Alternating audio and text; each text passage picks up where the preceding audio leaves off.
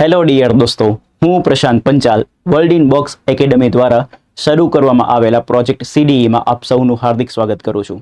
મિત્રો, પ્રોજેક્ટ સીડીઈ એટલે કે crack descriptive English. Descriptive English એટલે કે વર્ણનાત્મક અંગ્રેજી જે મેન્સ એક્ઝામમાં પૂછાય છે એને આપણે ક્રેક કરવાનો છે મેક્સિમમ સ્કોરની સાથે. એ ઇન્ટેન્શનથી આપણે આ પ્રોજેક્ટ ચલાવી રહ્યા છીએ. આ પ્રોજેક્ટની સિરીઝ અંતર્ગત દોસ્તો આજે આપણે 8મા નંબરનું લેક્ચર ડિસ્કસ કરવાનું છે, જેમાં આપણે ડિસ્ક્રિપ્ટિવ સિમ્પલ પાસ્ટ ટેન્સ શીખીશું. સિમ્પલ પાસ્ટ ટેન્સને કહેવાય સાદો ભૂતકાળ, અને એમાં આજે પેરેગ્રાફ 1 ડિસ્કસ કરવાનો છે. અને આ પેરેગ્રાફ મિત્રો રહેવાનો છે દાંડીકૂચ આધારિત, જે 1930માં બનેલી ઘટના છે. તમારા જીએસ પોઈન્ટ ઓફ વ્યૂ બી ઘણું ઇમ્પોર્ટન્ટ પોઈન્ટ છે દોસ્તો, ઠીક છે. તો આપણે જો સિમ્પલ પાસ્ટ ટેન્સને લખવું હોય ને તો સૌથી પહેલાં આપણને સિમ્પલ પાસ્ટ ટેન્સની વાક્યરચના આવડતી હોવી જોઈએ. તો પહેલાં હું તમને આ video through simple past tense શીખવાડીશ, એની વાક્યરચના શીખવાડીશ, અને પછી આપણે આ જે દાંડીકૂચ આધારિત પેરેગ્રાફ છે એને આપણે લખીશું પ્રેક્ટિકલી, ઠીક છે. તો પેન અને પેપર લઈને રેડી થઈ જાઓ દોસ્તો. તો સૌથી પહેલાં સિમ્પલ પાસ્ટ ટેન્સની વાક્યરચના. તો સૌથી પહેલાં આવશે કર્તા. આપણને ખ્યાલ જ છે કે અંગ્રેજી ભાષામાં જ્યારે બી કોઈ બી વાક્ય લખવું હોય તો શરૂઆત ક્યાંથી થાય? કર્તાથી. કર્તા પછી વારી આવે ક્રિયાપદ. હવે ક્રિયાપદ એટલે શું? તો ક્રિયા દર્શાવતો શબ્દ. આવું યાદ રાખજો મિત્રો, ક્રિયાપદ એટલે કે ક્રિયા દર્શાવતો શબ્દ. પછી વારી આવે કર્મની, અને લાસ્ટમાં આવે અન્ય શબ્દો. ડન છે. હવે હું તમને સાદા ભૂતકાળની વાક્યરચના શીખવાડવા જઈ રહ્યો છું. તો સાદા ભૂતકાળની વાક્યરચનામાં સૌથી પહેલાં શું આવશે? કર્તા. હવે તમે જે કાળની વાત કરતા હોય ને એ કાળ પ્રમાણે ક્રિયાપદનું રૂપ આવે. તો તમે કયા કાળની વાત કરો છો? સાદા ભૂતકાળની. તો ઇંગ્લિશ લેંગ્વેજમાં ક્રિયાપદનું સાદા ભૂતકાળનું રૂપ લખવું પડશે. અને ક્રિયાપદનું સાદા ભૂતકાળનું રૂપને દોસ્તો ઇંગ્લિશમાં કહેવામાં આવે છે સેકન્ડ ફોર્મ ઓફ વર્બ. શું કહેવાય છે દોસ્તો? Second form of verb. અને સેકન્ડ ફોર્મ ઓફ વર્બ આટલું લાંબુ બોલવાનો જો આપણને ટાઈમ ના હોય તો મોડર્ન ઇંગ્લિશ લેંગ્વેજમાં આનું ટૂંકું નામ આપવામાં આવ્યું છે. વર્બમાંથી ઉઠાવવાનો વી અને સેકન્ડમાંથી ઉઠાવવાનું ટુ, અને વી અને ટુને ભેગું કરવાનું અને બનાવવાનું શું? V2. પિન્ટુ નહીં, V2. શું બનાવવાનું? V2. તો દોસ્તો આ બને છે શું? V2. તો ક્રિયાપદનું સાદા ભૂતકાળનું રૂપ એટલે શું બનશે દોસ્તો? V2. આવું યાદ રાખજો. તો આપણે જ્યારે સાદા ભૂતકાળમાં વાક્ય લખીશું ત્યારે ક્રિયાપદનું કયું રૂપ આવશે? V2. હવે હું જ્યારે V2 બોલું એટલે તમારા મગજમાં ક્લેરિટી રહેવી જોઈએ કે V2 એટલે કોણ? સાદા ભૂતકાળનું રૂપ. આવું પ્લીઝ ધ્યાન રાખજો. એના પછી કર્મ, અને એના પછી અન્ય શબ્દો. રેડી છે? વાક્યમાં કર્તાને શોધવો હોય તો તમને ખબર જ છે શેનાથી પ્રશ્ન પૂછવાનું? કોણથી. એટલે તમને કર્તા મળી જાય. વાક્યમાં કર્મને શોધવો હોય તો તમારે પ્રશ્ન પૂછવાનો શું અથવા તો કોનેથી. ક્યારેક શેમાંથી પણ પ્રશ્ન પૂછવો પડે છે. ડન. જો તમે અગાઉના લેક્ચર જોયેલા હશે તો તમને આ વસ્તુ ખબર જ હશે. બટ કોઈ એવું હોય કે જે ડાયરેક્ટ આ લેક્ચર જોતું હોય તો એમને આઈડિયા આવી જવો જોઈએ. તો આ હતી વાક્યરચના. એક વખત રિપીટ કરી દઈએ. કર્તા પ્લસ V2 એટલે કે સાદા ભૂતકાળનું રૂપ પ્લસ કર્મ અને અન્ય શબ્દો. રેડી છે? ઓકે. હવે આપણી પાસે આજે સાદા ભૂતકાળનું રૂપ જો આપણને આવડી જાય તો આપણું કામ ઇઝી થઈ જાય. તો અત્યારે હવે આપણે શીખવાનું છે સાદા ભૂતકાળનું રૂપ કેવું હોય, એટલે કે V2 ફોર્મ કેવું હોય. તો પ્લીઝ ધ્યાન આપજો. રમવું. રમવાનું મૂળ રૂપ જે છે એને કહેવાય પ્લે. હવે આનું જ્યારે V2 ફોર્મ બનાવું ત્યારે આની પાછળ ઈડી લાગી જાય અને શબ્દ બને શું? પ્લેડ. તો દોસ્તો આ છે આપણું શું? V2. રેડી? તો 90% ક્રિયાપદોના રૂપ એવા છે કે જેમાં V2 બનાવવું હોય તો પાછળ ઈડી લગાવી દેવાનું હોય. ઠીક છે? એવી રીતે ગાવું એટલે કે સિંગ, આ એનું મૂળ રૂપ છે. એમાંથી V2 બનાવવું હોય તો એનું V2 બને સેંગ. ખાવું એટલે કે ઈટ, ઈટનું V2 બને એટ. ATE. સ્પેલિંગ ખાસ યાદ રાખવો. મૂકવું, મૂકવાને કહેવાય પુટ. પુટનું V2 જે છે ને મૂળ રૂપના જેવું જ બને, એટલે કે પુટનું V2 બી બને પુટ. તો આવા ઘણા ક્રિયાપદો છે. એવી રીતે બંધ કરવું, બંધ કરવાને કહેવાય શટ, અને શટનું V2 બી શું બને? શટ જ બને. ઠીક છે? તો આવી રીતે દોસ્તો V2 બને છે. હું તમને વિડીયો થ્રુ ઘણા બધા V2 ફોર્મ શીખવાડીશ. આપણે બહુ બધી પ્રેક્ટિસ કરીશું એટલે તમને V2 કઈ રીતે બને છે એની પ્રોબ્લેમ થશે નહીં. સો અહીંયા આપણે શીખી લીધું કે સાદા ભૂતકાળનું રૂપ એટલે કે V2 કેવું હોય. અને હવે આપણે શરૂઆત કરીએ પેરેગ્રાફ 1ની. આઈ હોપ તમને વાક્યરચનામાં કોઈ ડાઉટ રહ્યો નહીં હોય. તો સૌથી પહેલાં જે પેરેગ્રાફ છે એ કોના આધારિત છે? દાંડીકૂચ 1930માં બનેલી ઘટના. જે પેરેગ્રાફ કંઈક આ રીતનો છે. હું એક વખત ગુજરાતીમાં વાંચીને તમને બતાવું, તમે ધ્યાનથી મારી સાથે જ વાંચતા જજો. મહાત્મા ગાંધીએ મીઠા કરના વિરોધમાં દાંડીકૂચ શરૂ કરી હતી. આપણને બધાને ખ્યાલ જ છે. તેઓ તેમના અનુયાયીઓ સાથે સાબરમતીથી દાંડી સુધી 240 માઇલથી વધુ ચાલ્યા હતા. ખૂબ સરસ. લોકો આ ચળવળમાં જોડાયા હતા અને મીઠાના કાયદાઓ તોડ્યા હતા. મીઠાને જે લાગતા વળગતા કાયદાઓ હતા એ બધા તોડી નાખ્યા હતા. આ કૂચે સમગ્ર ભારતમાં નાગરિક કાનૂન ભંગની નવી લહેર શરૂ કરી હતી. બ્રિટિશ સરકારે હજારો લોકોની ધરપકડ કરી હતી અને આંદોલનને દબાવવાનો પ્રયાસ કર્યો હતો. તો આ રીતનો પેરેગ્રાફ છે. હવે આ પેરેગ્રાફ દોસ્તો તમારા GS point of view be important છે, ઠીક છે. અને આ પેરેગ્રાફને ઇંગ્લિશમાં કઈ રીતે લખાય એ અત્યારે આપણે શીખવાનું છે. તો આ જે ગુજરાતીમાં લખેલા બધા વાક્યો છે એ વાક્યમાં તમે ધ્યાનથી દેખશો તો તમને આ દરેકે દરેક વાક્યનો એન્ડ દેખો હતી. પછી તેઓ તેમના અનુયાયીઓ સાથે સાબરમતીથી દાંડી સુધી 240 માઇલથી વધુ ચાલ્યા હતા. હતા, હતી, હતો, હતી. તો મેં તમને જ્યારે મેં પહેલા 2 લેક્ચર લીધા આ પ્રોજેક્ટ સીડી અંતર્ગત, એમાં સેકન્ડ લેક્ચરમાં કાળને ઓળખવાની ટેકનિક શીખવાડેલી છે કે જો ગુજરાતી ભાષામાં લખેલું વાક્ય હતો, હતી, હતા બતાવે, શું બતાવે? હતો, હતી, હતા, તો એ આપણા માટે એક કાળ બતાવે છે અને એ કાળ છે કયો? ભૂતકાળ. ભૂતકાળને ઇંગ્લિશમાં કહેવાય પાસ્ટ ટેન્સ. તો પહેલાં તો ગુજરાતીમાં લખેલું વાક્ય કયા કાળનું છે એ ખ્યાલ આવતું હોવું જોઈએ. તો આપણને હતો, હતી, હતા પરથી ખબર પડી કે આ વાક્ય બધા કયા કાળના છે? ભૂતકાળના છે. ડન. અને આ ભૂતકાળની બધી જ પૂર્ણ ક્રિયાઓ છે, એટલા માટે એને સાદા ભૂતકાળમાં લખવામાં આવે છે. તો પ્લીઝ ધ્યાન આપજો. 1930માં બનેલી ઘટનાની વાત થાય છે તો ટાઈમ મેન્શન છે, એટલા માટે કયા કાળમાં લખવાનું છે? સાદા ભૂતકાળમાં. તો આપણે હવે એક એક કરીને વાક્યને ફ્રેમ કરીએ. તો સૌથી પહેલું વાક્ય, મહાત્મા ગાંધીએ મીઠાકરના વિરોધમાં દાંડી કૂચ શરૂ કરી હતી. તો મહાત્મા ગાંધી એક વ્યક્તિનું નામ છે એટલે મહાત્મા ગાંધીનું ઇંગ્લિશ તો મહાત્મા ગાંધી થશે. હવે જે વોકેબ જરૂરી છે એ બધા વોકેબ જોઈ લઈએ. તો શરૂ કરવું, શરૂ કરવાની ક્રિયાને કહેવાય સ્ટાર્ટ કરવું કાં તો લોન્ચ કરવું. આ બંનેમાંથી કંઈ બી લખી શકાય. તો આ બધા મૂળરૂપ છે. એની બાજુમાં હું જે લખીને આવ્યો છું એ છે દોસ્તો V2 ફોર્મ, એટલે કે સ્ટાર્ટનું V2 ફોર્મ બને સ્ટાર્ટેડ, લોન્ચનું V2 ફોર્મ બને લોન્ચ. પાછળ શું લાગી જાય? ED. રેડી? ઓકે. એના પછી દોસ્તો અહીંયા શબ્દ છે દાંડી કૂચ. તો સમજો આ કૂચ એક નામ છે, દાંડી એનું વિશેષણ છે. તો દાંડી કૂચ એટલે કે વિશેષણ અને નામ. અને તમને ખબર છે ઇંગ્લિશ ભાષા ગુજરાતી કરતાં ઊંધી છે, પરંતુ ગુજરાતીમાં રહેલું વિશેષણ અને નામ અને ગુજરાતીમાં અનેથી જોડાયેલા શબ્દો ઇંગ્લિશમાં કેવા લખાય? સીધે સીધા. આવું યાદ છે ને તમને? આઈ હોપ યાદ હશે. અને વિશેષણ અને નામને આપણે શોર્ટમાં કહીએ છીએ વિના. શું કહીએ છીએ? વિના. તો આ દાંડી કૂચ લખવું હોય તો કૂચને કહેવાય માર્ચ અને દાંડીને કહેવાય દાંડી. તો દાંડી કૂચ એક મોટી ઘટના હતી, ઐતિહાસિક ઘટના હતી, એટલા માટે એની આગળ ધ આર્ટિકલ લાગશે અને એટલા માટે દાંડી કૂચને ઇંગ્લિશમાં કહેવાશે ધ દાંડી માર્ચ. પ્લીઝ આને ખાસ ધ્યાન આપજો, ઠીક છે. અને કોઈ બી ઐતિહાસિક મોટી ઘટના હોય તો એનું હંમેશા જેટલા બી શબ્દમાં આવનારો ફર્સ્ટ લેટર હોય એ હંમેશા કેપિટલ લખવામાં આવે. તો અહીંયા શું બનશે? દાંડી કૂચનું English the Dandi march. The article કેમ લાગ્યો છે? કારણ કે ઐતિહાસિક ઘટનાઓ આગળ હંમેશા ધ આર્ટિકલ લાગે, કારણ કે ઐતિહાસિક ઘટનાઓ યુનિક હોય, એના જેવી બીજી કોઈ ઘટના બનેલી ના હોય. અને ઇંગ્લિશમાં યુનિક વસ્તુ આગળ હંમેશા ધ આર્ટિકલ લાગે. આ રૂલ છે દોસ્તો, યાદ રાખજો. હવે એક શબ્દ શીખવાનો છે વિરોધ કરવા માટે. તો વિરોધ કરવાની ક્રિયાને કહેવાય પ્રોટેસ્ટ કરવું. શું કરવું? પ્રોટેસ્ટ કરવું. હવે આને સમજો. આ જે પ્રોટેસ્ટ કરવું છે ને એને લખવું હોય તો કઈ રીતે લખાય? તો માટે આવી ગયું અને આગળ છે વિરોધ કરવું. તો માટે અને આગળ ક્રિયાપદ આવે. વિરોધ કરવું એટલે કે ક્રિયાપદ છે અને એની પછી માટે છે. તો આને લખવાના 2 રસ્તા હોય. એક હોય 2V1 અને બીજું હોય 4ING. એક હોય શું દોસ્તો? 2V1 અને બીજું હોય 4ING. હવે V1 એટલે કે ક્રિયાપદનું મૂળ રૂપ. વિરોધ કરવાની ક્રિયાને કહેવાય પ્રોટેસ્ટ કરવું. કોઈ બીનો વિરોધ કરવો એટલે શું કરવું? પ્રોટેસ્ટ કરવું. એનું મૂળ રૂપ પ્રોટેસ્ટ થાય અને એનું ING બનાવવું હોય તો શું બને? પ્રોટેસ્ટિંગ. તો જો હું 2V1 થી લખીશ એટલે 2 પ્લસ ક્રિયાપદના મૂળ રૂપથી લખીશ તો મારે લખવું પડશે ટુ પ્રોટેસ્ટ, અને ING થી લખીશ તો મારે શું લખવું પડશે? ફોર પ્રોટેસ્ટિંગ. 99% કેસમાં આપણે મોડર્ન ઇંગ્લિશ લેંગ્વેજમાં આપણે શું લખતા હોઈએ છીએ? 2V1. તો આપણે અહીંયા લખીશું વિરોધ કરવા માટે શું? Two protest.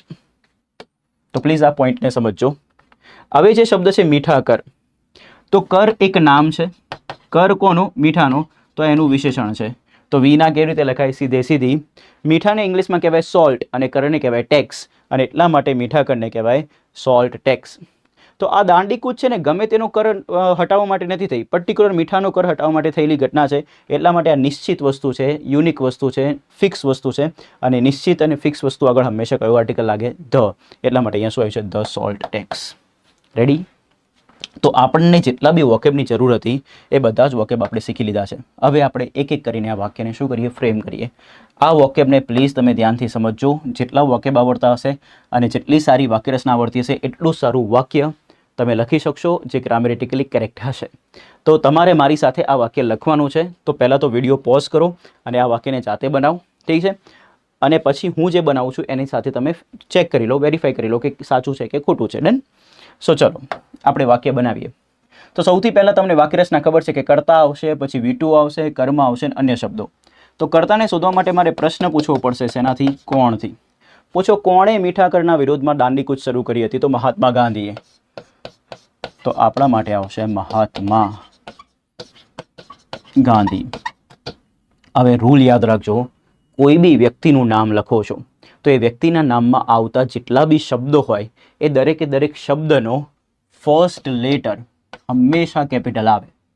કયો આવે? ફર્સ્ટ લેટર હંમેશા કેપિટલ. આ નાના નાના રૂલ યાદ રાખવાના છે જેનાથી તમને મેક્સિમમ બેનિફિટ થાય. તો મહાત્મા ગાંધી કરતા થઈ ગયો. હવે ક્રિયાપદ આવશે. ક્રિયા શું છે? શરૂ કરી હતી. તો શરૂ કરવાની ક્રિયાને કહેવાય સ્ટાર્ટ અને બીજું કહેવાય તો લોન્ચ. તો આપણે અહીંયા બેટર વર્ડ લખીએ, સારો શબ્દ લખીએ તો અહીંયા શું લખીશું? લોન્ચ. એનું V2 ફોર્મ કેમ લખ્યું? કારણ કે સાદા ભૂતકાળમાં વાક્ય છે. ક્યાંથી ખબર પડી? હતી પરથી. તો મહાત્મા ગાંધી લોન્ચ. કરતા આવી ગયું, ક્રિયાપદ આવી ગયું. હવે વારી આવે કર્મની. કર્મ માટે પ્રશ્ન પૂછો શુંથી. પૂછો શું શરૂ કર્યું હતું? તો દાંડી કૂચ. તો દાંડી કૂચને તો કહેવાય ધ દાંડી માર્ચ. હવે જે શબ્દો વધ્યા એ બધા જ શબ્દો અન્ય શબ્દો છે. તો આ જે શબ્દ છે ઓફિસર્સ, મીઠાકરના વિરોધમાં, આ જે છે એ અન્ય શબ્દો છે. ડન? તો મીઠાકરના વિરોધમાં, માં એટલે અહીંયા ટોન કયો છે? માટે વાળો ટોન છે.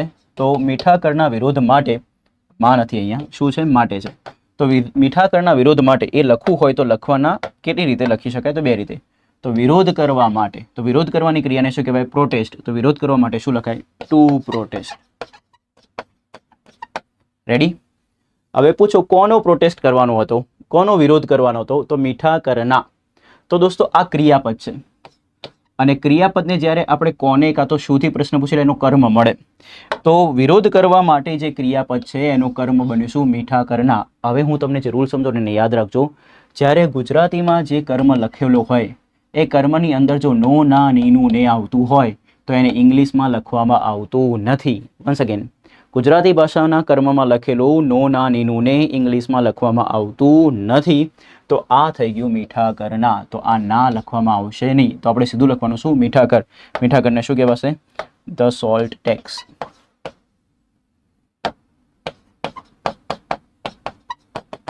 રેડી? ઓકે. તો પ્લીઝ ધ્યાન આપજો. મહાત્મા ગાંધીએ મીઠાકરના વિરોધ માટે દાંડી કૂચ શરૂ કરી હતી. તો આખું વાક્ય શું બને? Mahatma Gandhi launch the Dandi march to protest the salt tax. કોઈને અહીંયા લોન્ચ નથી લખવું તો એ સ્ટાર્ટેડ બી લખી શકે છે. તો આઈ હોપ તમને આ વાક્યમાં ડિટેલમાં ખબર પડી હશે. નેક્સ્ટ સેન્ટેન્સ તરફ આગળ વધીએ. તેઓ તેમના અનુયાયીઓ સાથે સાબરમતીથી દાંડી સુધી 240 માઇલ્સથી વધુ ચાલ્યા હતા. ડન? હવે આમાં શબ્દ છે તેઓ. તો તેઓ એટલે કોણ ખબર છે? ગાંધીજીની વાત થાય છે. ગુજરાતી ભાષામાં આપણે જ્યારે કોઈને માન સન્માન આપતા હોઈએ ત્યારે એમના માટે, ભલે એક જ વ્યક્તિ કેમ ના હોય, તો એમના માટે તેઓ શબ્દ વપરાય. તો તેઓ એટલે કોણ? ગાંધીજી. હવે ઇંગ્લિશનો નિયમ છે કે આગળ ઓલરેડી મહાત્મા ગાંધી મેન્શન કર્યું તો નામ તમે એક જ વખત લખી શકો, ફરીથી સેમ નામ લખાય નહીં. તો તમારે અહીંયા તેઓને દર્શાવતું સર્વનામ લખવું પડશે. તો ગાંધીજી મેલ વ્યક્તિ છે ને મેલ વ્યક્તિ માટે કર્તાના સ્થાને જે સર્વનામ આવે ને એ આવે હી. શું આવે દોસ્તો? હી. પ્લીઝ યાદ રાખજો. તેઓ માટે અહીંયા શબ્દ શું આવશે? હી. ઉતાવળમાં તમે અહીંયા તેઓ માટે ધ્યેય ના સમજી બેસતા. ધ્યેય ક્યારે આવે? જ્યારે બહુવચનને બતાવતા હોય ને ત્યારે. તો અહીંયા આવશે હી. હવે બીજો શબ્દ સમજીએ, ચાલવું. તો ચાલવાની ક્રિયાને કહેવાય વોક કરવું. એનું V2 ફોર્મ સાદા ભૂતકાળનું રૂપ થશે વોકડ. ડન? એના પછી થી વધુ. કશાકથી વધુ હોય તો થી વધુ બતાવવા માટેના બે શબ્દની જોડી છે જેને કહેવાય મોર ધેન. શું કહેવાય? More than. હવે આપણે શીખવું છે બીજું. મોર ધેન ના લખવું તો બીજો એક શબ્દ આવે, કયો? ઓવર. ઠીક છે? 240 માઇલથી વધુ. તો હવે આને કઈ રીતે લખાય? તો પ્લીઝ ધ્યાન આપજો. થી વધુ માટેના બે શબ્દ કયા? મોર ધેન અને બીજો કયો શબ્દ? ઓવર. 240 માઇલ એટલે 240 માઇલ, 240 માઇલ્સ થશે. ડન? તો આને કઈ રીતે લખાશે? તો ગુજરાતી કરતાં ઇંગ્લિશ કેવું છે? ઊંધું છે. તો પાછળથી શરૂ કરીને આવવું પડશે. તો પહેલાં થી વધુ લખવું પડશે. એટલે લખાશે મોર ધેન, પછી 240 માઇલ્સ. હવે આ કેમ સીધું લખાયું? તો માઇલ એક નામ છે, 240 નું વિશેષણ છે. તો એ તો સીધું જ આવે, વિના સીધી આવે. તો શું બને આનું English? More than 240 miles. Once again શું બનશે? More than 240 miles. એવું ના લખવું હોય તો ઓવર બી લખી શકાય. શું લખાય? Over 240 miles. રેડી? તો મોર દેન 240 માઇલ્સ અને ઓવર 240 માઇલ્સ. અહીંયા એકથી વધુ નંબર છે એટલે પાછળ પ્લુરલ નામ જ થઈ જાય, એટલે અહીંયા માઇલ ના લખાય, અહીંયા શું લખવું પડે? માઇલ્સ જ આવે. તો આવું બધું બેઝિક ભાવ ખબર હોવી જોઈએ. બેઝિક ભાવનું વાદ આપણે કરીએ છીએ. બેઠે બેઠું ટ્રાન્સલેશન નથી કરવાનું. ટ્રાન્સલેશનમાં ભાવ તમારે જોવું પડે, એટલે ભાવાનું વાદ કરવું પડે. વાક્યનો જે રીતનો ભાવ હોય ને એ રીતે ચાલવું પડે. ડન. હવે આગળ વધીએ. હવેનો જે શબ્દ છે તેમના અનુયાયીઓ. હવે તેમના એટલે કોના? તો ગાંધીજીના. તો તેમના માટે શબ્દ આવે હીઝ. ગાંધીજી મેલ છે, મેલ માટે જ્યારે માલિકી દર્શાવતું વિશેષણ વાપરવું હોય તો કયો શબ્દ આવે? હીઝ. અનુયાયીઓ. અનુયાયીને કહેવાય ફોલોવર. શું કહેવાય? ફોલોવર. એકથી વધુ હોય તો શું કહેવાશે? ફોલોવર્સ. તો આ નામ છે ને આ એમનું વિશેષણ છે. તો વી ના કેવી સીધી, તો એમના માટે લખાશે હીઝ ફોલોવર્સ. હવેનો જે શબ્દ સમજવાનો છે સાથે. સાથેને ઇંગ્લિશમાં શું કહેવાય? વિથ. હવે એક ગોલ્ડન વર્ડ સમજાવું. અહીંયા એક સારા શબ્દ છે, દેખો, સાબરમતીથી દાંડી સુધી. તો આ જે છે ને એ સ્થળ દર્શાવતા શબ્દો છે. અને સમય અને સ્થળ દર્શાવતા શબ્દ જનરલી વાક્યના અંતમાં આવે, કારણ કે એ અન્ય શબ્દની જેમ ટ્રીટ થતા હોય. તો જ્યારે મારે આવું લખવું છે સાબરમતીથી દાંડી સુધી, તો ક્યાંકથી ક્યાંક સુધી લખવું હોય તો એના માટે ઇંગ્લિશમાં બે શબ્દની જોડી છે, એને કહેવાય ફ્રોમ ટુ. શું કહેવાય? From two. ફ્રોમ પછી જ્યાંથી શરૂ થતું હોય એ જ પ્લેસ આવે, અને ટુ પછી જ્યાં અંત થતું હોય એ પ્લેસ આવે. એટલે કે અહીંયા શરૂઆતનું પ્લેસ ને અહીંયા અંતિમ પ્લેસ. તો સાબરમતીથી દાંડી સુધી, તો શરૂ ક્યાંથી થશે? સાબરમતી. અંત ક્યાં થશે? દાંડી. તો કઈ રીતે લખાશે? From Sabarmati to Dandi. Clear છે? તો આ શબ્દ યાદ રાખજો. હવે આ વાક્યને બનાવવાનું છે, પણ આ પોઈન્ટ ખાસ યાદ રાખજો. સમય અને સ્થળ દર્શાવતા શબ્દો જનરલી વાક્યના ક્યાં આવે? અંતમાં આવે. તો હવે આપણે આ વાક્યને ફ્રેમ કરીએ. તો સૌથી પહેલા કર્તા લખવાનો થશે. કર્તા માટે કોણથી પ્રશ્ન પૂછો. પૂછો કોણ 240 માઇલથી વધુ ચાલ્યા હતા? તો તેઓ. તેઓ એટલે કોણ? હી. કઈ ક્રિયા કરી હતી? તો ચાલ્યા હતા. ચાલવાની ક્રિયા થઈ છે હતા એટલે ભૂતકાળમાં. તો ભૂતકાળમાં સાદા ભૂતકાળનું રૂપ V2 લખવું પડે. તો વોક નહીં લખાય. શું લખવું પડશે? વોક. ઈડી લાગશે. તો હી વોક. હવે પૂછો શું ચાલ્યા હતા? તેઓ શું ચાલ્યા હતા? જવાબ મળે છે ના. તેઓ કોને ચાલ્યા હતા? જવાબ મળે છે ના. એટલે આ ચાલવાની ક્રિયાનો કર્મ આપેલો નથી. શું અને કોનેથી પ્રશ્ન પૂછતા જવાબ ના મળે એટલે કર્મ આપેલો નથી. તો હવે આ બધા જે શબ્દો વધ્યા એ બધા શબ્દને કહેવાય અન્ય શબ્દો. તો આ વાક્યમાં ક્યાંથી લઈને ક્યાં સુધીના અન્ય શબ્દો છે? અહીંથી લઈને અહીં સુધીના. તેમના અનુયાયીઓ સાથે સાબરમતીથી દાંડી સુધી 240 માઇલ્સથી વધુ ચાલ્યા હતા. હવે ઇંગ્લિશ કરતાં ગુજરાતી લેંગ્વેજ કેવી? ઊંધી. એમ ગુજરાતી કરતાં ઇંગ્લિશ કેવી? ઊંધી. બંને એકબીજાથી ઊંધી લેંગ્વેજ છે, એટલે કે રિવર્સ લેંગ્વેજ છે. તો હવે આપણે પાછળથી લઈને આગળ જવું પડશે, પરંતુ અહીંયા વચ્ચે જુઓ ધ્યાનથી, આ સ્થળ દર્શાવતા શબ્દો છે એ વાક્યના ક્યાં આવશે? અંતમાં આવશે. ઠીક છે? તો હવે આપણે પાછળથી આગળ આવવું પડશે. તો પહેલું લખવું પડશે 240 માઇલ્સથી વધુ. તો 240 માઇલ્સથી વધુ લખવું હોય તો શું લખાય? મોર દેન 240 માઇલ્સ. મોર દેન ના લખવું હોય તો ઓવર 240 માઇલ્સ. હવે આ શબ્દ નહીં આવે, કારણ કે આ સ્થળ દર્શાવતો શબ્દ છે જે વાક્યના અંતમાં આવે, એટલે હવે આપણે અહીંથી આગળ વધવું પડશે. તો પહેલા તેમના અનુયાયીઓ લખાશે કે સાથે લખાશે? તો ઊંધી ભાષા છે એટલે સાથે લખાશે. તો પાછળથી શરૂ કરવું પડશે. સાથેને અંગ્રેજીમાં કહેવાય વિથ. હવે તેમના અનુયાયીઓ એટલે કે હીઝ ફોલોવર્સ. હવે દોસ્તો સ્થળ દર્શાવતો શબ્દ આવે. ક્યાંથી ક્યાં? તો સાબરમતીથી દાંડી સુધી. તો ફ્રોમ, અહીંયા લખું છું સાબરમતી ટુ દાંડી. કોઈ બી પ્લેસનું નામ હોય કે જે ચોક્કસ જ છે, એક નિશ્ચિત પ્લેસનું નામ છે, તો દરેકે દરેક લેટર કેવું આવશે? કેપિટલ. તો સાબરમતીનો S કેપિટલ, દાંડીનો D કેપિટલ. તો આખું સેન્ટેન્સ ફ્રેમ થઈ ગયું. સેન્ટેન્સના એન્ડમાં ફૂલ સ્ટોપ મૂકવાનું ભૂલાય નહીં, એના બી માર્ક્સ હોય છે. તો he walked more than 240 miles with his followers from Sabarmati to Dandi. Clear? Okay. ખૂબ સરસ વાક્ય હતું જેને આપણે ફ્રેમ કર્યું. હવે નેક્સ્ટ સેન્ટેન્સ. લોકો આ ચળવળમાં જોડાયા હતા અને મીઠાના કાયદાઓ તોડ્યા હતા. સરસ, સારું વાક્ય છે. તો સૌથી પહેલા વોકેબ શીખીશું. તો લોકોને ઇંગ્લિશમાં શું કહેવાશે? પીપલ. એના પછીનો શબ્દ જોડાવું. તો જોડાવાની ક્રિયાને કહેવાય જોઈન થવું. શું થવું? જોઈન. અને એનું ભૂતકાળનું રૂપ એટલે કે V2 ફોર્મ થશે જોઈન. આ ચળવળ. તો દેખજો ધ્યાનથી, ચળવળ એક નામ છે અને ચળવળ કઈ તો આ એનું વિશેષણ છે, તો વિના કેવી સીધી. ડન. આ ચળવળને લખવું હોય તો ચળવળને ઇંગ્લિશમાં કહેવાય મૂવમેન્ટ. અને આ લખવા માટેના બે શબ્દ છે. તમને હવે મેં આ પહેલાના લેક્ચરમાં બી સમજાયેલું છે, પરંતુ કોઈ ડાયરેક્ટલી જોતું હોય તો એમને ખબર પડે એના માટે આપણે થોડું સમજાવી દઈએ. તો આનું ઇંગ્લિશ બે થાય, ધીસ એન્ડ ધીસ. હવે આ ધીસ જે છે ને એ પાછળ જો એક વચન નામ હોય ત્યારે આવે, અને આ ધીસ પાછળ બહુવચન નામ હોય ત્યારે આવે. તો તમારે આ પછીનું નામ જોવાનું, ચળવળ એક વચન છે કે બહુવચન? કમ ઓન ટેલ મી, એક વચન કે બહુવચન? તો એક વચન છે, એટલા માટે શું આવશે? ધીસ. તો આ ચળવળને ઇંગ્લિશમાં લખો તો લખાય ધીસ મૂવમેન્ટ. ડન. પરંતુ તમને ખબર છે કે તમારે ધીસ અથવા ધેટ ના લખવું હોય ક્યારે બી ઇંગ્લિશમાં, તો એનો તમે સમાનાર્થી ધ આર્ટિકલનો ઉપયોગ કરી શકો છો. તો તમારે ધીસ મૂવમેન્ટ ના લખવું હોય તો એની જગ્યાએ ધ લખી શકાય, અને ધ મૂવમેન્ટ બોલવું હોય તો બોલી શકાય.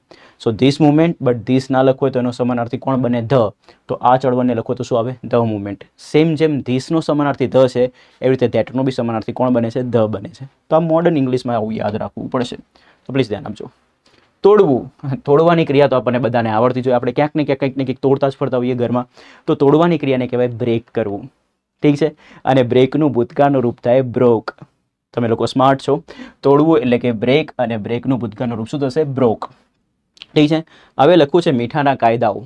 તો હવે ખાસ ધ્યાનથી સમજજો, મીઠાના કાયદાઓ જ્યારે લખવું હોય તો કાયદાઓ નામ છે, પછી વચ્ચે એક શબ્દ આવ્યો ના, અને આપણે યલો ઇંકથી બતાવી દઈએ ના, અને મીઠું બી એક નામ છે. ડન. તો જ્યારે નામ હોય પછી વચ્ચે નો ના નીનું ને આવે પાછું નામ આવે, તો મેં તમને ફર્સ્ટ લેક્ચરમાં શીખવાડ્યું હતું કે ઇંગ્લિશ ગુજરાતી કરતાં ઊંધી છે, તો પાછળથી આગળ આવશે.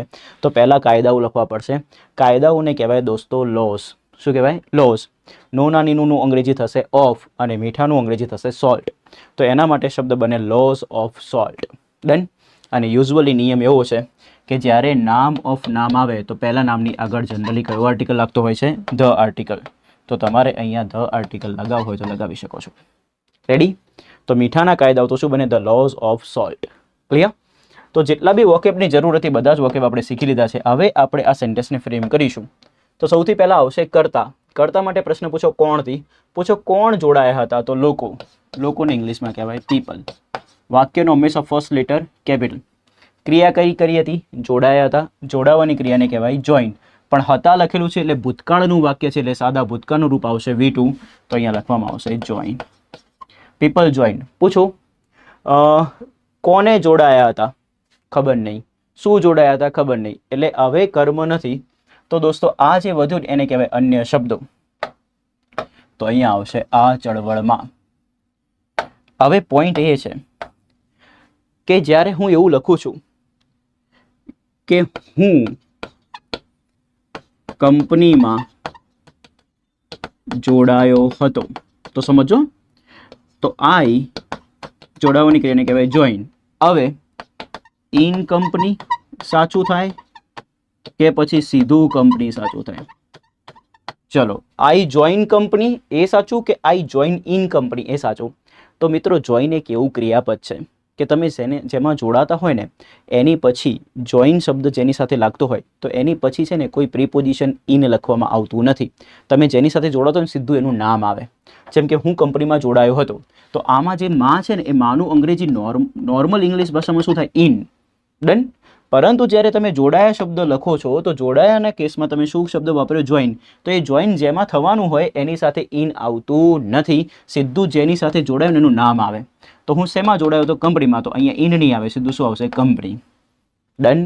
આવા રૂલ શીખવા પડશે ત્યારે જઈને તમારું લેવલ ઇમ્પ્રૂવ થશે દોસ્તો. તો આપણે ઇંગ્લિશને સ્કોરિંગ સબ્જેક્ટ બનાવવા માટે આ એક એક નિયમ શીખતા રહીશું સ્ટેપ બાય સ્ટેપ. તો હવે તમે મને કહેજો કે આ ચળવળમાં એમાં માં લખવાની જરૂર છે કે સીધું આ ચળવળ આવશે? તો હવે તમને ખ્યાલ છે કે જોઈન શબ્દ પછી ઇન પ્રિપોઝિશનની કોઈ જરૂર હોતી નથી, એટલા માટે સીધું આવશે આ ચળવળ, અને આ ચળવળને ઇંગ્લિશમાં કહેવાય ધીસ મૂવમેન્ટ. અને ધીસ ના લખવું હોય તો શું લખાય? The movement. રેડી છે? ઓકે. તો પીપલ જોઈન ધ મૂવમેન્ટ કાં તો ધીસ મૂવમેન્ટ. અને એટલે કે એન્ડ મીઠાના કાયદાઓ તોડ્યા હતા. પૂછો કોણે તોડ્યા હતા? તો લોકોએ, એટલે ફરીથી શું અહીંયા પીપલ લખવાનું? ના, કર્તા ઓલરેડી આગળ લખેલો જ છે, તો આ કર્તાએ કરેલી બીજી ક્રિયા છે, તો એ એન્ડના પછી બીજી ક્રિયાપદ લખવાનું. ડન. તો આ બી વાક્ય હતા લખેલું છે એટલે ભૂતકાળનું વાક્ય છે. ભૂતકાળના વાક્યમાં તમારે સાદા ભૂતકાળનું રૂપ V2 લખવું પડશે. તો તોડવાની ક્રિયાને કહેવાય બ્રેક. બ્રેકનું V2 શું થાય? બ્રોક. એટલા માટે અહીંયા શબ્દ આવશે બ્રોક. ડન. પૂછો શું તોડ્યું હતું? તો મીઠાના કાયદાઓ. તો શું લખાશે? The laws of salt. Ready છે? ઓકે. તો people join the movement and broke the laws of salt. Clear? I hope તમને રૂલ ખબર પડી હશે અને તમારું વાક્ય બી સાચું બન્યું હશે. હવે એક સિમ્પલ વસ્તુ કહી દઉં. હવે કોઈને એવું થતું હોય કે સર ઇંગ્લિશ તો ગુજરાતી કરતાં ઊંધું છે, તો તમે અહીંથી વાક્ય કેમ ના લખ્યું, પાછળથી કેમ ના આગળ ગયા? તો દોસ્ત, આ વાક્યમાં અને શબ્દ આવેલો છે અને અને શબ્દનો રૂલ એવો છે કે અનેની પહેલાંવાળો પાર્ટ ઇંગ્લિશમાં પહેલાં લખાય, અનેની પછીવાળો પાર્ટ ઇંગ્લિશમાં પછી લખાય. ડન. ઇન શોર્ટ આ સીધે સીધું જ લખાશે, આને ઊંધું કરવાની જરૂર નથી. ગુજરાતીની બે વસ્તુ, એક વિશેષણ અને નામ, અને બીજું અનેથી જોડાયેલો પાર્ટ ઇંગ્લિશમાં કેવો આવે? સીધે સીધો. આવું યાદ રાખજો, હું દરેક લેક્ચરમાં રિવાઇઝ કરીને તમને આપું છું. નેક્સ્ટ. આ કૂચે સમગ્ર ભારતમાં નાગરિક કાનૂન ભંગની નવી લહેર શરૂ કરી હતી. ઓકે. તો સૌથી પહેલાં તો આપણે જોઈ લઈએ આ કૂચ. આ કૂચને કહેવાય ધીસ માર્ચ કાં તો ધ માર્ચ. ડન. તો ધીસ માર્ચ અથવા તો ધ માર્ચ. હવે તમને ખબર છે કે અહીંયા આ જે છે એ એક વચનને બતાવે છે, એટલા માટે મેં શું લગાવ્યું? ધીસ. અને ધીસનું સમાનાર્થી શું બને? ધ. કૂચને તો શું કહેવાય? માર્ચ. એ તમને ખ્યાલ જ છે. હવે બીજો વોકેબ શીખીએ, શરૂ કરવું. તો શરૂ કરવાની ક્રિયાને દોસ્તો કહેવાય નોર્મલ વેમાં તો સ્ટાર્ટ કરવું. એનું V2 ફોર્મ શું થશે? સ્ટાર્ટેડ. બીજો એક નવો શબ્દ શીખીએ, શરૂ કરવાની ક્રિયાને કહેવાય બિગિન. બિગિનનું V2 શું થાય? બિગેન. શું? બિગેન. આ બેગન નથી, બિગેન છે. BEGAN. એ V2 રૂપ છે, સાદા ભૂતકાળનું રૂપ છે. કોનું? બિગિનનું. હવે સરસ મજાનો શબ્દ દેખો. આ કૂચે સમગ્ર ભારતમાં નાગરિક કાનૂન ભંગની નવી લહેર શરૂ કરી હતી. તો અહીંયા કંઈક એવી વસ્તુની વાત થાય છે કે જે ફેલાવાની હોય. ડન. સમગ્ર ભારતમાં, ઠીક છે, તો ફેલાવાની વાત કરે છે ને ફેલાવાની ક્રિયા હોય ને એમ શરૂ કરવું લખવું હોય તો બેટર વર્ડ શીખવાડું દોસ્તો, ઇગ્નાઇટ. શું કરવું? ઇગ્નાઇટ. અને ઇગ્નાઇટનું સાદા ભૂતકાળનું રૂપ થશે ઇગ્નાઇટેડ. તો કયા વાક્યમાં કયો વોકેબ સેટ થાય છે એ તમારે આવડતું હોવું જોઈએ અને એ તમારે શીખવાનું છે પ્રોજેક્ટ CDEના થ્રુ. દોસ્તો, પ્રોજેક્ટ CDEના વિડીયોને મેક્સિમમ શેર કરજો અને કમેન્ટ કરજો, અને કમેન્ટમાં તમે મને લખીને બતાવજો કે તમને આ લેક્ચર સિરીઝ કેવી લાગે છે. અને કોઈ બી ડાઉટ હોય તો તમે મને કમેન્ટ સેક્શનમાં પૂછી શકો છો, હું તમને ડેફિનેટલી રિપ્લાય કરીશ. ઠીક છે? સો સ્ટે ટ્યુન ગાઈસ. હવે આગળના વોકેબ શીખીએ. તો નવી લહેર. તો લહેર એક નામ છે અને નવી એ એનું વિશેષણ છે. તો વિના કેવી? સીધી. લહેરને કહેવાય વેવ, નવીને કહેવાય ન્યૂ. તો નવી લહેરને કહેવાય ન્યૂ વેવ. ડન. એના પછીનો વોકેબ નાગરિક કાનૂન ભંગ. જ્યારે આપણે કોઈનું પાલન કરતા હોય ત્યારે આપણે એને કહેવાય ઓબેડિયન્ટ કર્યું. શું કર્યું? ઓબેડિયન્ટ. પરંતુ જ્યારે આપણે કોઈને ભંગ કરતા હોય ત્યારે એને કહેવાય ડિસઓબેડિયન્ટ કર્યું. તો એના પરથી શબ્દ બને છે કાનૂન ભંગનો ડિસઓબેડિયન્સ. અને નાગરિકને કહેવાય, નાગરિક કાનૂન ભંગ માટે શબ્દ આવશે સિવિલ. તો કાનૂન ભંગ એક નામ, કાનૂન ભંગ કોનું? નાગરિક. તો એનું શું છે? વિશેષણ. તો વિના કેવી? સીધી. તો નાગરિક કાનૂન ભંગને લખવું હોય તો આવશે સિવિલ ડિસઓબેડિયન્સ. હવે ડિસઓબેડિયન્સનું સ્પેલિંગ ખાસ તૈયાર કરવાનો છે. તો સૌથી પહેલાં DIS. ડન. ઓબે, OBE, ડિયન્સ, તો DIE, અને લાસ્ટમાં NCE. રેડી? તો જોઈ લો. DIS, OBE, DIE, NCE. જોઈને બોલી લો. DIS, OBE, DIE, NCE. ડિસઓબેડિયન્સ. આવી રીતે સ્પેલિંગ બને. આવી રીતે યાદ રાખવાનું એટલે ઇઝી પડશે. કોઈ બી સ્પેલિંગ તૈયાર કરો તો જસ્ટ બ્રેક ઇટ, તો તમારા માટે ઇઝી થઈ જાય. હવે મારે આખું લખવું છે નાગરિક કાનૂન ભંગની નવી લહેર. તો હમણાં જ મેં આગલા વાક્યમાં ચર્ચા કરી નવી લહેર, પછી વચ્ચે શું આવ્યું? ની. નવી લહેર, પછી વચ્ચે કોણ આવ્યું? ની. અને અહીંયા કોણ આવ્યું? નાગરિક કાનૂન ભંગ. તો આને લખવું હોય તો પાછળથી આગળ આવવું પડશે, પણ વચ્ચે નો નાનીનું એનું અંગ્રેજી શું થશે? ઓફ. ઠીક છે? તો નવી લહેરને કહેવાય ન્યૂ વેવ, નો નાનીનું અંગ્રેજી ઓફ, નાગરિક કાનૂન ભંગને કહેવાય સિવિલ ઓબેડિયન્સ. તો આખું એક વખત બોલું તો સમજો. New wave of civil disobedience. તો આવું વાક્ય બને. ધેટ મીન્સ આવું વાક્ય બનશે new wave of civil disobedience. Ready છે? ઓકે. સો જેટલા બી વોકેબની જરૂર હતી બધા આપણે શીખી લીધા. Now we are going to frame the sentence. તો સૌથી પહેલાં પૂછો કોણે નવી લહેર શરૂ કરી હતી? તો આ કૂચે. આ કૂચ માટે શબ્દ આવે ધ માર્ચ. ધ માર્ચ ના લખવું હોય તો ધીસ માર્ચ લખી શકાય. ડન. કઈ ક્રિયા કરી હતી? શરૂ કરી હતી. પણ અહીંયા શરૂ કરવામાં વાત એવી છે કે સમગ્ર ભારતમાં ફેલાવાની વસ્તુ હતી, એટલા માટે બેટર વર્ડ શરૂ કરવા માટે કયો આવશે? ઇગ્નાઇટ. અને ઇગ્નાઇટનું V2 ફોર્મ શું થશે? ઇગ્નાઇટેડ. તો ધીસ માર્ચ ઇગ્નાઇટેડ ક્રિયાપદ આવી ગયું. હવે કર્મની વારી આવશે. પૂછો શેની શરૂઆત કરી હતી, કાં તો શું શરૂ કરી હતી? તો નાગરિક કાનૂન ભંગની નવી લહેર શરૂ કરી હતી. તો આ આપણું કર્મ છે, નાગરિક કાનૂન ભંગની નવી લહેર. તો એને ઇંગ્લિશમાં લખાય new wave of civil disobedience. Ready? Okay. હવે બધેલા શબ્દને શું કહેવાય? અન્ય શબ્દ. તો અન્ય શબ્દના વોકેબ શીખવા હોય તો પહેલા શીખી લો. દેખો, સમગ્ર ભારતમાં તો ઇન એન્ટાયર ઇન્ડિયા એવું લખીશું ના. એ તો તમે કેવું કર્યું કે ગુજરાતીનું અંગ્રેજીમાં એમને એમ ટ્રાન્સલેટ કર્યું. એવું નહીં કરવાનું. આપણે દોસ્તો ભાવાનુવાદ કરવાનું છે. શું કરવાનું છે? ભાવાનુવાદ. ભાવને સમજવાનું. જ્યારે કોઈ બી ઘટના સમગ્ર ભારતમાં આખા એરિયામાં થતી હોય તો એના માટે માટે ઇન ના આવે, એના માટે અક્રોસ આવે. શું આવે? અક્રોસ. તો સમગ્ર ભારતમાં લખવું હોય તો એના માટે શબ્દ બનશે અક્રોસ ઇન્ડિયા. શું બને? Across India. દેખો, સમગ્ર ભારતમાં તો ઇન ઇન્ડિયા નહીં, અક્રોસ ઇન્ડિયા. પ્લીઝ યાદ રાખવું. તો અહીંયા આવશે લાસ્ટમાં અન્ય શબ્દમાં અક્રોસ ઇન્ડિયા. જ્યારે બી કોઈ બી દેશનું નામ લખો તો દેશના માન સન્માનમાં હંમેશા ફર્સ્ટ લેટર કેવું આવે? એનો કેપિટલ. તો આ બી એક પોઈન્ટ યાદ રાખવાનો. લાસ્ટમાં આવશે ફૂલ સ્ટોપ. તો આખું વાક્ય શું બન્યું? The march ignited new wave of civil disobedience across India. હું તમને એટલું ડિટેલમાં સ્ટેપ બાય સ્ટેપ સમજાવી દઈશ ને એટલું ઇઝીલી સમજાવીશ કે તમને યાદ રહી જશે. તમારે ખાલી આ સિરીઝને લાસ્ટ સુધી જોતું જવાનું છે અને ડેઇલી ઇમ્પ્રુવમેન્ટ લાવતું જવાનું છે. ચલો નેક્સ્ટ. બ્રિટિશ સરકારે હજારો લોકોની ધરપકડ કરી હતી અને આંદોલનને દબાવવાનો પ્રયાસ કર્યો હતો. ખૂબ મોટું વાક્ય છે ને આપણે ઇઝી બનાવીશું. તો સૌથી પહેલાં બ્રિટિશ સરકારને કહેવાય ધ બ્રિટિશ ગવર્મેન્ટ. ગવર્મેન્ટની આગળ હંમેશા કયું આર્ટિકલ લાગે? ધ. ઓકે. હવે ક્રિયા કઈ છે? ધરપકડ કરવી. કોઈ બી વ્યક્તિ કાં તો કોઈ બીને ધરપકડ કરવાની ક્રિયાને કહેવાય અરેસ્ટ કરવું. તો અરેસ્ટનું V2 શું થશે? અરેસ્ટેડ. હવે કેમ V2 ફોર્મની વાત કરીએ છીએ? કારણ કે આ વાક્યમાં લખ્યું છે હતો એટલે શું થાય? ભૂતકાળ. તો કયું આવશે શબ્દ? અરેસ્ટેડ. ઘણા બધા લોકો. તો આ શબ્દને સમજો. લોકો એક નામ છે. લોકો કેવા? ઘણા બધા. તો એનું વિશેષણ છે. તો વિના કેવી લખાય? સીધી. લોકોને કહેવાય પીપલ. અને જ્યારે ઘણા બધા હોય તો એના માટે શબ્દ આવે મેની. શું આવે? મેની. તો ઘણા બધા લોકો માટે શબ્દ બને શું? Many people. પ્રયાસ કરવો. તો પ્રયાસ કરવાની ક્રિયાને કહેવાય ટ્રાય કરવું. અને ટ્રાયનું સાદા ભૂતકાળનું રૂપ થશે ટ્રાઈડ. વાય નીકળી જશે ને IED લાગશે. જ્યારે આગળ વ્યંજન હોય, આર વ્યંજન છે અને વ્યંજનની પછી વાય આવેલો હોય તો જનરલી એનું જ્યારે ભૂતકાળનું રૂપ બનાવવાનું હોય ત્યારે વાય નીકળી જાય છે. શું લાગે છે? IED. જેમ કે હું તમને બતાવું ક્રાય. તો આ આર વ્યંજન છે અને પછી વાય આવ્યો. તો વ્યંજન વત્તા વાય હોય ને એમનું ભૂતકાળનું રૂપ બનાવવું તો 99% કેસમાં આવું થાય છે કે વાય નીકળી જાય. શું લાગે? IED. ડન. સો આવી રીતે તમે V2 બી તૈયાર કરી શકો છો. નેક્સ્ટ વોકેબ દબાવવું. કોઈ બી વસ્તુને દબાવવાની જ્યારે વાત કરવામાં આવે તેને કહેવાય સરપાસ કરવું. શું કરવું? સરપાસ. તો સરપાસ કરવું એટલે કે દબાવવું. હવે આપણે શબ્દ લખવો છે દબાવવા માટે. તો હવે આ લાઈફ ટાઈમ માટે યાદ રાખવાનું.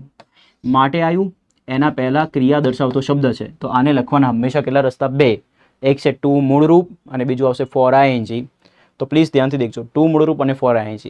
તો મૂળરૂપ લખવું હોય તો ટુ સરપાસ થશે. ING લખવું હોય તો ફોર સરપાસિંગ. તો ટુ સરપાસ અથવા તો ફોર સરપાસિંગ. આપણે જનરલી શું લખીશું? ટુ મૂળરૂપ, ટુ સરપાસ. એના પછી આંદોલન. આંદોલનને તો ખબર જ છે કે આપણે શું કહીએ છીએ? મૂવમેન્ટ. ડન.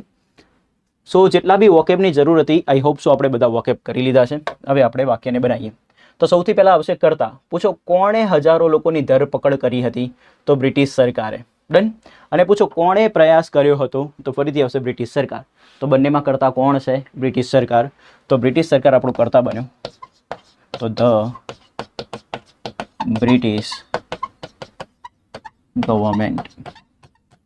ડન. ગવર્મેન્ટ આગળ કયો આર્ટિકલ લાગશે? ધ. ફર્સ્ટ લેટર કેવું? કેપિટલ. હવે પ્રશ્ન એ છે કે ક્રિયા પદ લખવાનું છે. તો ધ્યાનથી સમજજો. એક ક્રિયા છે ધરપકડ કરી હતી, બીજી ક્રિયા છે પ્રયાસ કર્યો હતો. તો હવે લખવાનું કેવું? ઊંધું લખવાનું કે સીધે સીધું? તો દોસ્ત આ જોડાયેલું છે શેનાથી?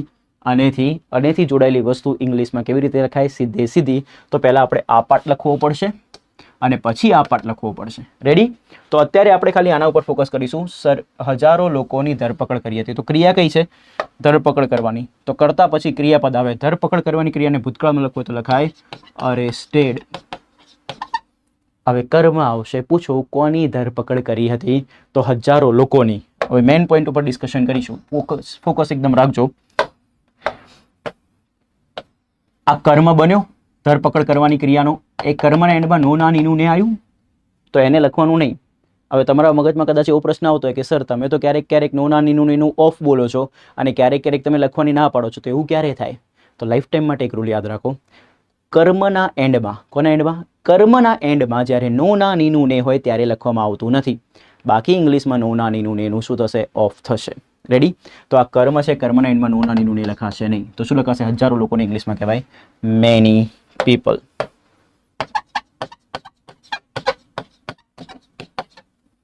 ડન? હવે બીજો પાર્ટ આવ્યો અને એની પછી વાળો પાર્ટ. તો અને તો લખવું પડશે. અને ઇંગ્લિશમાં કહેવાય શું? એન્ડ. આંદોલનને દબાવવાનો પ્રયાસ કર્યો હતો.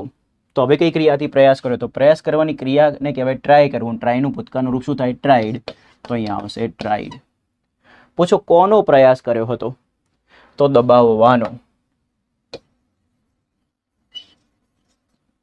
ડન? અહીંયા દબાવવાનો પ્રયાસ કર્યો હતો એનો સેન્સ બને છે દબાવવા માટેનો પ્રયાસ કર્યો હતો, એવો એનો અર્થ નીકળે છે. એટલે દબાવવા માટે જો લખવું હોય તો એના માટે શબ્દ આવશે ટુ સરપાસ. રેડી?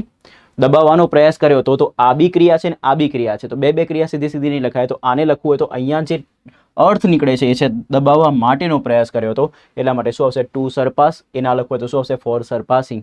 ક્લિયર? અને લાસ્ટમાં શું? હવે આ ક્રિયાપદ થઈ ગયું. બીજું ક્રિયાપદ આવ્યું. તો દબાવવાનું. કોને દબાવવાનું? તો આંદોલનને. તો કર્મના એન્ડમાં નો ના નીનું ને આવે તો એને લખવામાં આવતું નથી. તો આંદોલનને લખાશે મૂવમેન્ટ. પણ ગમે તે મુવમેન્ટની વાત ચાલે છે કે દાંડી માર્ચ વાળી મુવમેન્ટની વાત ચાલે છે? તો દાંડી માર્ચ વાળી. તો એ નિશ્ચિત છે. નિશ્ચિત આગળ કયું આર્ટિકલ આવે? ધ. તો અહીંયા આવશે ધ મૂવમેન્ટ. ડન? તો the British government arrested many people and tried to surpass the movement. Clear છે દોસ્તો? ઓકે. અહીંયા ટુ સરપાસ એટલા માટે આવ્યું કારણ કે અહીંયા દબાવવા માટેના પ્રયાસ સેન્સમાં વાત થાય છે, એટલા માટે અહીંયા એ અર્થ નીકળે છે. સો ફ્રેન્ડ્સ, આ હતો સિમ્પલ પાસ્ટ ટેન્સમાં ફર્સ્ટ પેરેગ્રાફ, જેને આપણે ડિટેલમાં શીખ્યા અને ઘણા બધા વોકેબ શીખ્યા. અને આ પોઈન્ટ જે આજે આપણે પેરેગ્રાફમાં ડિસ્કસ કર્યો છે એ જીએસ પોઈન્ટ ઓફ વ્યૂ બી બહુ ઇમ્પોર્ટન્ટ છે. મેં આજે તમને ઘણા બધા રૂલ્સ આ વિડીયો થ્રુ શીખવાડ્યા છે. આઈ હોપ તમને આ લેક્ચર ગમ્યું હશે અને તમને મજા આવી હશે. લેક્ચર દરમિયાન કોઈ બી ડાઉટ થાય છે તો પ્લીઝ તમે મને કમેન્ટ સેક્શનમાં કમેન્ટ કરીને બતાવી શકો છો દોસ્તો. અને લેક્ચર તમને કેવું લાગે છે એ ડેફિનેટલી તમે અમને કમેન્ટ સેક્શનમાં કમેન્ટ કરીને બતાવો. મેક્સિમમ શેર કરજો જેથી કરીને વધુ ને વધુ વિદ્યાર્થી મિત્રો સુધી આ લેક્ચર સિરીઝ પહોંચે. વર્લ્ડ ઇનબોક્સ એકેડમી એવું ઈચ્છે છે કે ગુજરાતના દરેક વિદ્યાર્થીને ઇંગ્લિશમાં લખતા આવડતું હોવું જોઈએ અને ઇંગ્લિશમાં લખવા માટે એમને કોઈ બી જાતનો ડર ન રહેવો જોઈએ અને ઇંગ્લિશ એમના માટે સ્કોરિંગ સબ્જેક્ટ બનવો જોઈએ. આ ઇન્ટેન્શનથી જ દોસ્તો આ સિરીઝ અમે ચલાવી રહ્યા છીએ. તો તમારા સાથ અને સહકારની અમને આશા છે. આઈ હોપ તમે એમાં અમને નિરાશ નહીં કરો. સો મળીએ નેક્સ્ટ લેક્ચરમાં. Till then bye, take care. જય હિન્દ, જય ભારત.